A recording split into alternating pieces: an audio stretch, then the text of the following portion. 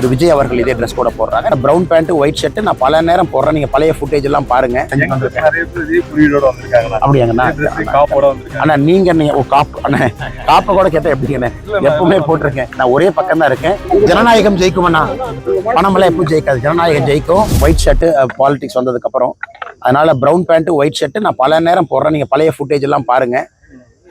ஜெகன்மோகன் ரெட்டி அவங்க போடுறாங்க இதே ஒரு ட்ரெஸ் கோட போடுறாங்க. திரு விஜய் அவர்கள் இதே ட்ரெஸ் கோட போடுறாங்க. நிறைய பேர் போடுறாங்க.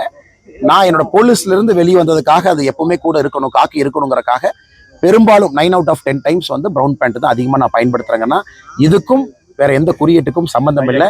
என்னுடைய ஜனநாயக கடமையை நான் சரியா செஞ்சு வந்திருக்கேன். அப்படியாங்கண்ணா அண்ணா நீங்க காப்பை கூட கேட்டா எப்படிங்கண்ணே? எப்பவுமே போட்டிருக்கேன். புதுசா நீ தயவு செஞ்சு இந்த பக்கம் அந்த பக்கம் சேர்த்திடாதீங்க. நான் ஒரே பக்கம் தான் இருக்கேன். சரியான பக்கம் தான் இருக்கேன். நியாயமான பக்கத்துல தான் இருக்கேன்.